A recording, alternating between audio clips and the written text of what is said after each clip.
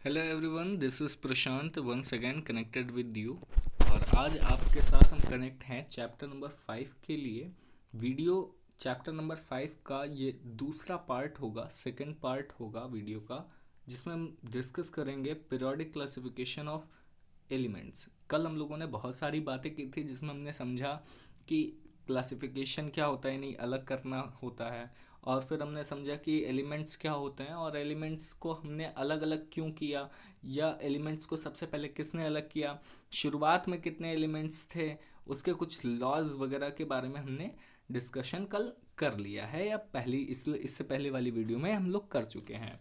अब बारी है हमारे इसमें, यानी इस वीडियो में जो एक लास्ट टॉपिक था जिसे हम लोगों ने मॉडर्न पीरियोडिक टेबल के नाम से हम जानते हैं, इसको समझने की बारी है। अब ये मॉडर्न पीरियोडिक टेबल के बारे में कल कुछ जैसे सुगंधा हो गए, और सुगंधा के साथ साथ एक और किसी ने मुझे कमेंट किया था कि इसको एक्सप्लेन कर दिया जाए नेक्स्ट क्लास में। तो चलिए इसको एक बार फिर से देख लेते हैं। मॉडर्न पीरियोडिक टेबल किसे कहते हैं, ये होती क्या है। इसे हिंदी में कहते हैं आधुनिक आवर्त सारणी, ठीक है। और इस आधुनिक आवर्त सारणी में यहाँ आपको साफ साफ अल्फाजों में दिया है, शब्दों में दिया है, वर्ड्स में लिखा है, properties of elements are a periodic function of their atomic number.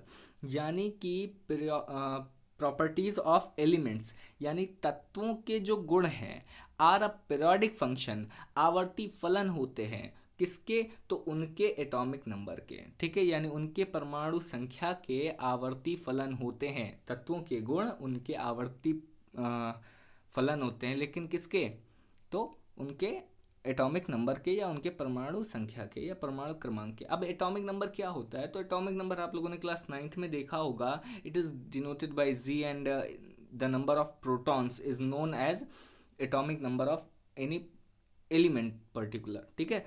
यानी कि किसी भी तत्व में जितने जो है नंबर ऑफ प्रोटॉन होंगे, जितने प्रोटॉनों की संख्या होगी उसके न्यूक्लियस में, उसके केंद्रक में, वही क्या कहलाएगा? एटॉमिक नंबर कहलाएगा। और उसे हम किससे इंडिकेट करते हैं? तो जी या जेड से इसे हम इंडिकेट करते हैं। आगे की अगर बात करें तो नेक्स्ट पॉइंट में यहाँ पर दिया गया है, modern periodic table contains 18 vertical columns known as groups and 7 horizontal rows known as periods। यानी कि 18 वर्टिकल खड़े कॉलम हैं, ऊर्ध्वाधर कॉलम हैं, जिन्हें हम ग्रुप कहते हैं।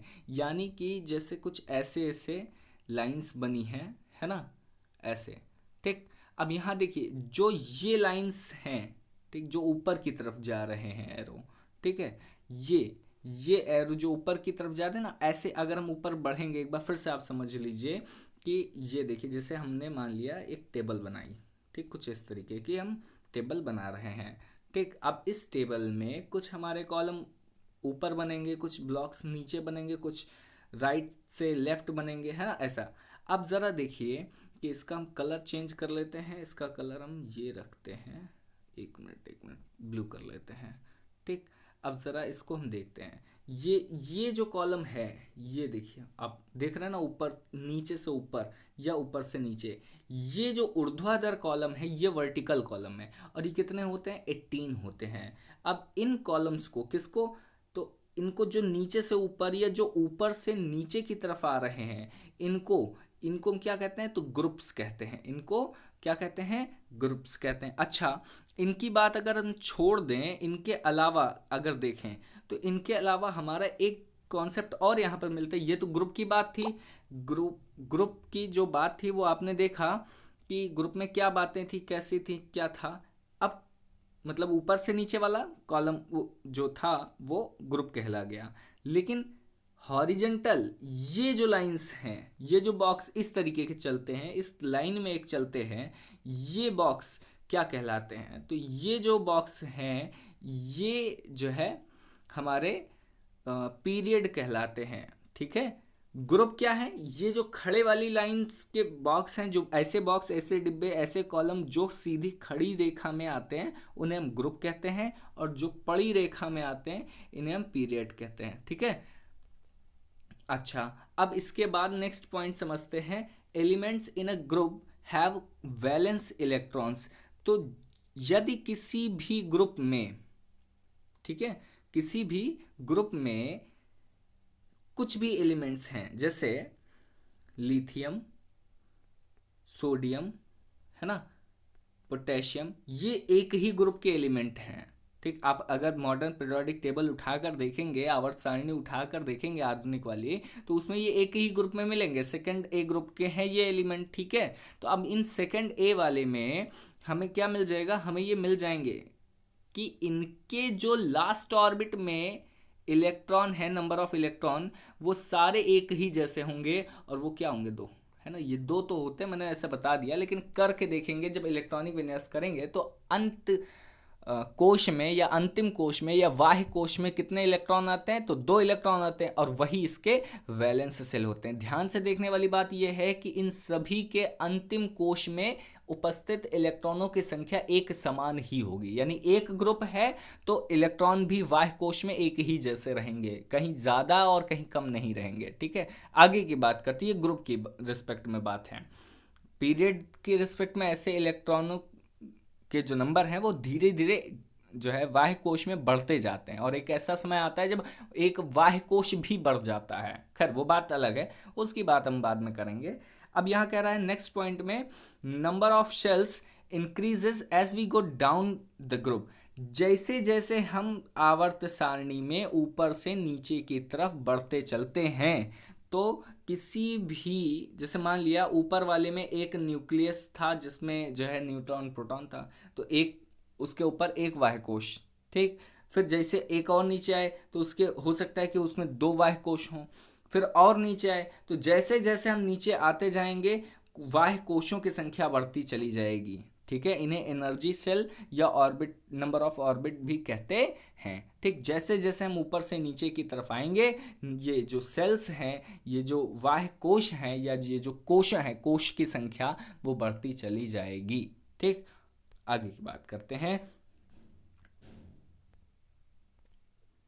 अच्छा, तो अब हम देखते हैं अगला पॉइंट। अगले पॉइंट में हमें दिया गया है, elements in a period have same number of shells. ये बात आपने देखी कि अगर एक ही पीरियड के कोई एलिमेंट हैं तो उसमें हमेशा क्या होगा, हमेशा नंबर ऑफ शेल्स सेम होंगे, नंबर ऑफ शेल्स क्या होंगे, सेम होंगे। आगे की बात करते हैं।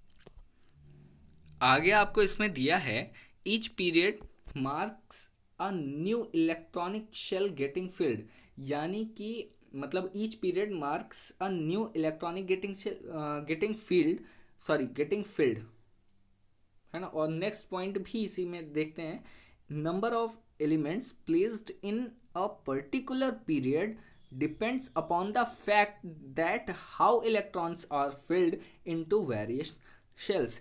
यानी कि कहा जा रहा है कि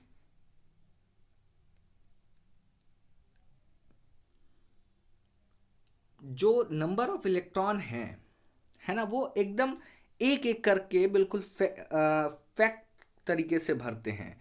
ऐसे नहीं, जैसे फॉर एग्जांपल यहाँ पर हम आपको दिखाते हैं, जैसे कि किसी भी, ये मान लिया हमारा कोई एक एलिमेंट का शेल है, नंबर ऑफ ऑर्बिट।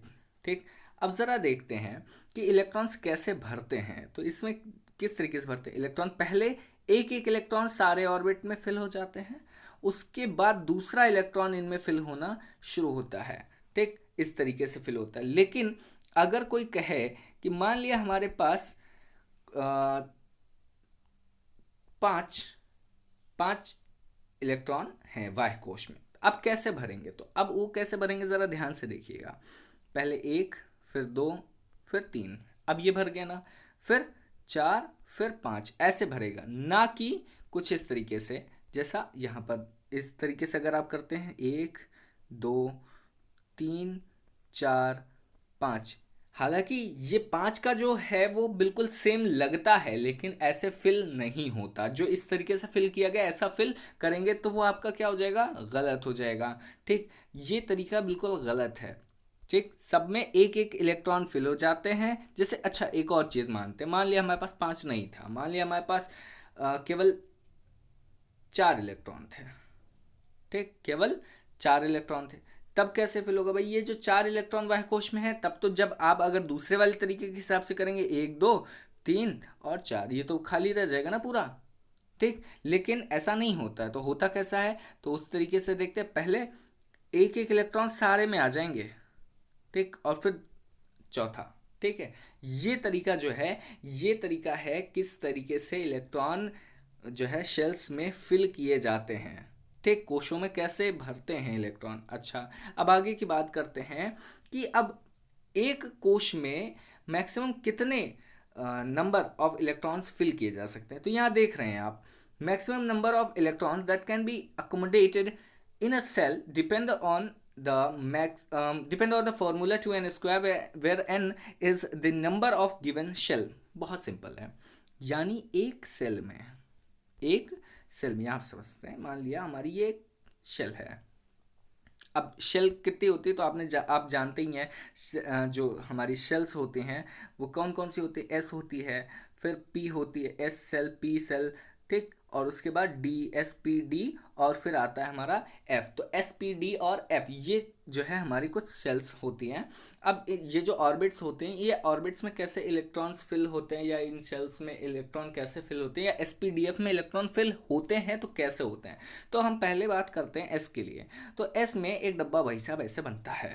ठीक, अब इस डब्बे में मैक्सिमम कितने इलेक्ट्रॉन फिल किए जा सकते हैं। तो एस के लिए देखो, ये पहला है ऑर्बिट, तो पहले ऑर्बिट में कितना, कौन सा फॉर्मूला अप्लाई करेंगे, तो सिंपल सी बात, फॉर्मूला हम अप्लाई करेंगे 2n स्क्वायर का, 2n स्क्वायर का। अब 2n स्क्वायर, n क्या है, तो यहां पर आपको दिया गया where n is the number of given shell. अब यहां देखो s कौन से नंबर पर आता, पहले नंबर पर, यानी s से पहले कोई ऑर्बिट नहीं होता है, कोई सेल नहीं होता है। इसकी वजह से हम क्या कहेंगे कि भैया देखो एस शेल है, एस शेल में कितने होंगे, तो एस होता है एक। अब देखो इसी फॉर्मूले के हिसाब से first shell sorry have maximum number of electron, maximum number of electrons कितने होंगे, ज़रा यहाँ पर देखते हैं। ये जगह थोड़ी सी साफ दिख रही है, यहीं पर देख लेते हैं। तो यहाँ पर होगा क्या, तो यहाँ पर होंगे सिर्फ इतना, देखो 2 लिखा, फॉर्मूले से लिख दिया, इनटू है, बीच में कोई, यहाँ पर देखो कोई बीच में सिंबल है, 2 और n के बीच में कोई सिंबल नहीं है, तो इसलिए हमने इनटू लगा दिया। जब सिंबल बीच में ना हो तो इनटू होता है। n मतलब कौन सा सेल है, तो शेल नंबर 1 है। ठीक, स्क्वायर लगा तो 1 के स्क्वायर लगा दिया। अब 1 के स्क्वायर 1 होता है, तो 1 हो गया, तो 2 गुणे 1, यानी ये स्क्वायर लगाने की ज़रूरत फिलहाल हमें नहीं है। अब हमने क्या किया, 2 गुणे 1 हमारा हुआ 1 की स्क्वायर बराबर 1, तो 2 गुणे 1 बराबर 2, यानी एस वाले शेल में हमारे मैक्सिमम कितने इलेक्ट्रॉन हो सकते हैं, तो 2। कैसे, एक ये और एक ये। ठीक है, अब कुछ लोग कंफ्यूजन में आ रहे होंगे कि ये क्या था, तो भाई साहब ये लो। ठीक है, इस तरीके से हमारे एस में जो है, एस वाले सेल में जो इलेक्ट्रॉन्स हैं वो फिल होते हैं। अब ज़रा देखते हैं कि मान लिया एस नहीं है हमारे पास पी है, तो क्या होगा, तो जहां पी है ना, ये देखो 1 गायब हो गया क्योंकि एस के लिए था। अब पी कौन से नंबर पर है, तो पी है दूसरे नंबर पर, तो यहां हम रखेंगे 2, और 2 की स्क्वायर होती है 4 भाई, 2n स्क्वायर, n का मतलब 2 और 2 का मतलब 2 का स्क्वायर मतलब 4, यहाँ हम 2 स्क्वायर की जगह सीधा लिख देंगे 4। ठीक, तो 2 इंटू 4 बराबर 8। समझ में आ रही बात। इस तरीके, अब हम यहाँ पर मैक्सिमम कितने इलेक्ट्रॉन फिल कर सकते हैं, 8 इलेक्ट्रॉन फिल कर सकते हैं। अच्छा, इसके लिए 18 है ना भाई, यहाँ 3 आ जाएगा, 3 की स्क्वायर 9 दूनी 18 है ना। अब मुझे उम्मीद है आपको समझ में आ रही होंगी बातें। थोड़ा सा आगे बढ़ते हैं, और जब थोड़ा सा आगे बढ़ते हैं तो यहाँ पर दिया है position of the element in the periodic table tells about it's reactivity.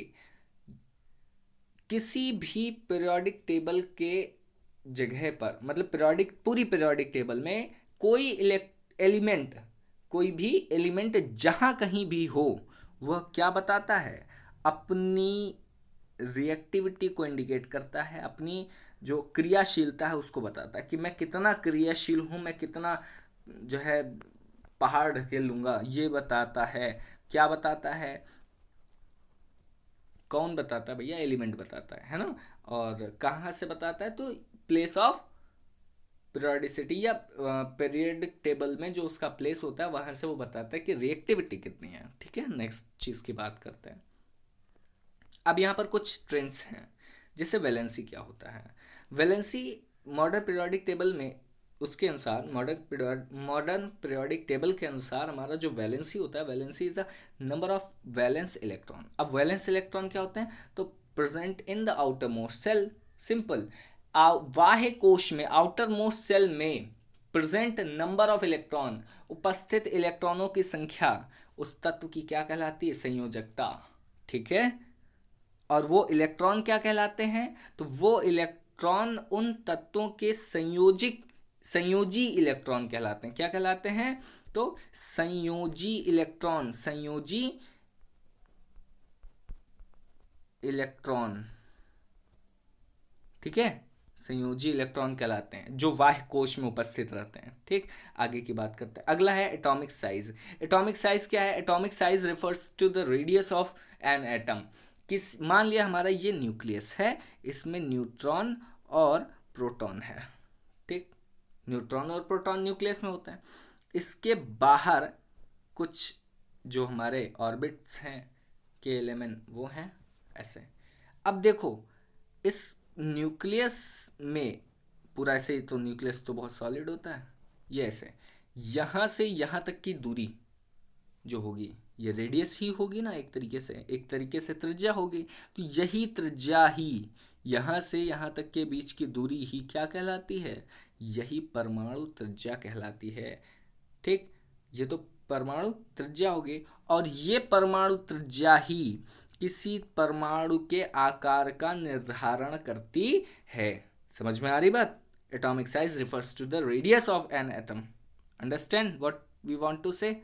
Okay, next thing is atomic size or radius decreases in moving from left to right along the period due to increasing in nuclear charge। भाई साहब देखो, अब कहा जाता है period, तो period क्या है? ऊपर से नीचे आए तो ये ग्रुप हुआ। ठीक है, लेकिन जब लेफ्ट टू राइट गए तो ये क्या हो जाएगा?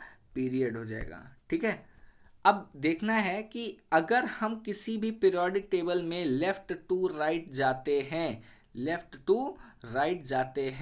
तो क्या होता है? लेफ्ट टू राइट जाने पर हमारा जो साइज है, क्या एटॉमिक साइज हो या एटॉमिक रेडियस हो, ठीक है, एटॉमिक साइज हो या एटॉमिक रेडियस हो, परमाणु का आकार हो या परमाणु की त्रिज्या हो, वो हमेशा क्या होता है? बढ़ जाता है, इंक्रीज हो जाता है। समझ में आ रही बात? आगे की बात करते हैं। Atomic size increases down the group because new shell are being added as we go down the group. जैसे जैसे हम नीचे जाते हैं वैसे वैसे एटॉमिक साइज इंक्रीज होता चला जाता है। क्यों? क्योंकि नंबर ऑफ ऑर्बिट्स बढ़ते चले जाते हैं। ये बीच में न्यूक्लियस है, और उसके बाद अगर ऊपर मान लिया, जिसे आपने देखा होगा हाइड्रोजन में क्या होता है? एक न्यूक्लियस होता है और उसके चारों केवल एक ऑर्बिट होती है, जो एक शेल होती है एस वाली। ठीक है, फिर हाइड्रोजन के नीचे क्या होता है? कोई एक एलिमेंट होता है ना, आप पीरियोडिक टेबल देखिए। ठीक, अच्छा, लिथियम होता है। ठीक है, फिर सोडियम होता है। ठीक, फिर पोटेशियम होता है। अब लिथियम में कितने ऑर्बिट होते हैं? देखिए भाई, देखो हाइड्रोजन ऊपर है, इसमें एक शेल है, तो इसमें 2, इसमें 3, इसमें 4, इस तरीके से। अब यहाँ जो बना है ये न्यूक्लियस अगर मान लें तो ये किसका ऑर्बिट है? ये किसका स्ट्रक्चर हो सकता है? तो देखो भाई, कितना शेल है? 1 और 2, तो ये किसका है? लिथियम का है। ठीक है, ये एटॉमिक स्ट्रक्चर हो सकता है किसका? लिथियम का। लेकिन कब? जब इसमें इलेक्ट्रॉन फिल कर दिए जाएं। ठीक है, समझ में आ रही बात? आगे की बात करते हैं। अगला है मेटेलिक कैरेक्टर। अब मेटेलिक कैरेक्टर क्या होता है? तो metallic character means the tendency of an atom to lose electron. Simple सा है, मतलब कि यदि किसी भी तत्व में इलेक्ट्रॉन को त्यागने की क्षमता है तो वो मेटल है। इलेक्ट्रॉन त्यागने की क्षमता है तो वो मेटल है, धातु है।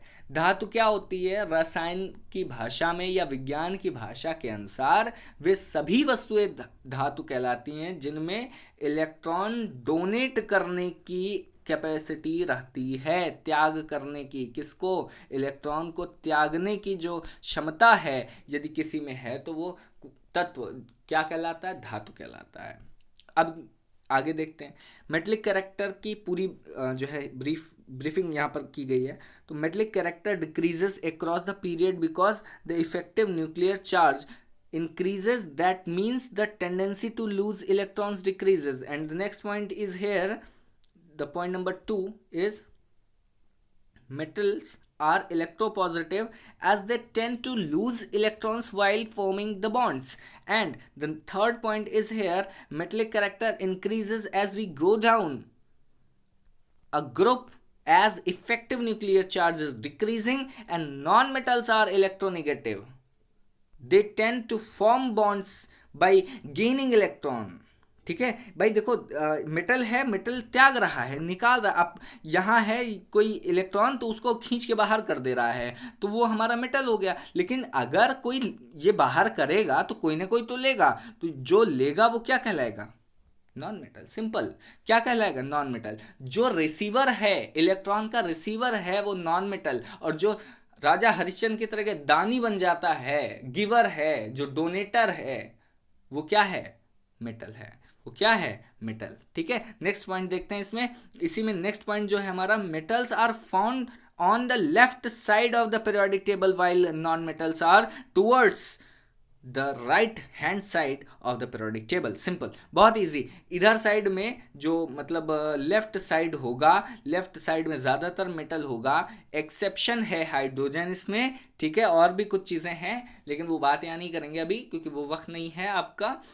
इधर साइड में जितना हम इधर बढ़ेंगे मेटल मिलेगा, लेकिन अगर हम पीरियोडिक टेबल में इधर की ओर खिसकने लगे तो हमें नॉन मेटल मिल जाएगा, जैसे फ्लोरीन, क्लोरीन, ऑक्सीजन, है ना।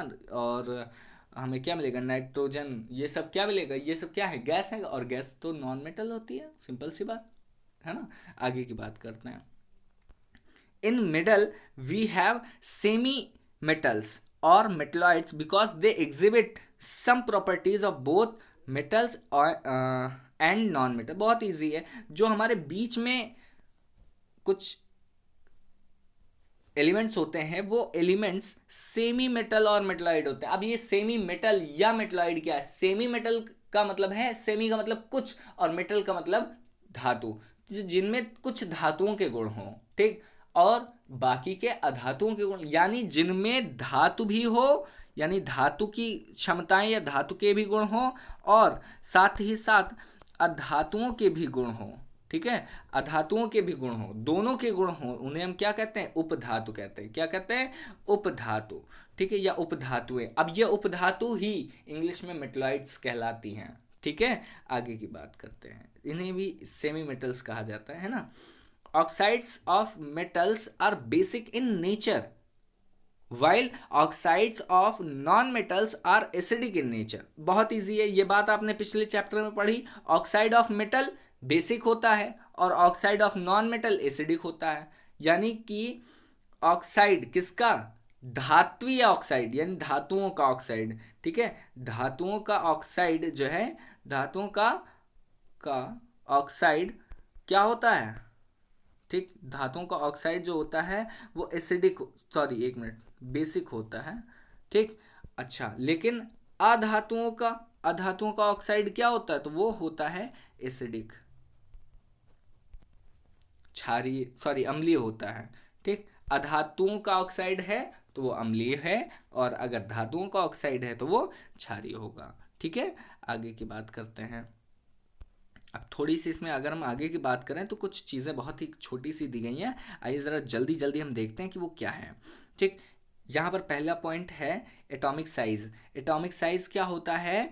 वेरिएशन अक्रॉस पीरियड बढ़ने के साथ साथ क्या होता है? तो डिक्रीज हो जाता है। एटॉमिक साइज पीरियड बढ़ने के साथ डिक्रीज होता है, यानी जैसे जैसे हम लेफ्ट टू राइट जाएंगे एटॉमिक साइज छोटा होता जाएगा, लेकिन अगर हम ऊपर से नीचे की तरफ जाएंगे तो ये बढ़ता जाएगा। यहाँ पर छोटा होता जाएगा, कम होता जाएगा, लेफ्ट टू राइट है ना, कम होता जाएगा, लेकिन ऊपर से नीचे फ्रॉम टॉप टू बॉटम अगर हम जाएंगे तो ये बढ़ता जाएगा। कारण क्या है? Due to addition of new shell. भाई साथ में ये बढ़ा, ऊपर से नीचे जाने पर ये बढ़ा, इसलिए एटॉमिक साइज बढ़ गया। और क्या कह रहा है? Due to increase in the distance between outermost electron and the nucleus. ठीक है, बाह्य कोश के एक इलेक्ट्रॉन और न्यूक्लियस के बीच की दूरी अधिक हो जाती है। यह दूसरा कारण है कि किसी भी तत्व का, किसी भी एलिमेंट का एटॉमिक साइज ऊपर से नीचे जाने पर, कहाँ? ऊपर से नीचे जाने पर क्या हो जाता है? तो वो इंक्रीज हो जाता है। ठीक है, लेकिन कम हो जाता है तो क्यों? Due to increase in nuclear charge. Nuclear charge मतलब नाभिकीय आवेश में कमी आने के कारण ही एटॉमिक साइज क्या होता है? कम होता है। ठीक, आगे की बात करते हैं। मेटलिक कैरेक्टर, अभी देखा आपने धातुई गुणों के बारे में। ऊपर से दाएं से बाएं या लेफ्ट टू राइट जाने पर, दाएं से बाएं जाने पर या बाएं से दाएं, क्या कहते हैं हिंदी में मुझे नहीं पता, लेकिन लेफ्ट टू राइट जैसा एरो बना है इस वक्त, वैसा ही अगर आप जाएंगे, ठीक उल्टे हाथ से सीधे हाथ की तरफ आप जाएंगे तो आपको पीरियोडिक टेबल में मेटेलिक कैरेक्टर कैसा मिलेगा? तो डिक्रीजेस मिलेगा, घटता हुआ मिलेगा। क्यों घटेगा? क्योंकि increase in effective nuclear charge tendency to lose valence electron decreases. ठीक है, एंड इट इंक्रीजेस कब? तो जब ऊपर से नीचे की ओर जाएंगे, टॉप टू बॉटम, ऊपर से नीचे की ओर जाने पर ये बढ़ जाता है। क्या बढ़ जाता है? Metallic character. ऊपर अधातुएं या ऊपर कोमल धातुएं होती हैं, जैसे सोडियम है, उसे चाकू से काटा जा सकता है। ठीक, लेकिन आयरन को चाकू से नहीं काटा जा सकता। ये ऊपर से नीचे जाने पर क्या होता है? तो ऊपर से नीचे जाने पर धातुओं का गुण बढ़ता है या धातुई गुण में उन्नति होती है, बढ़ता है धातुई गुण। अब बात करते हैं नॉन मेटलिक इंक्रीजेस।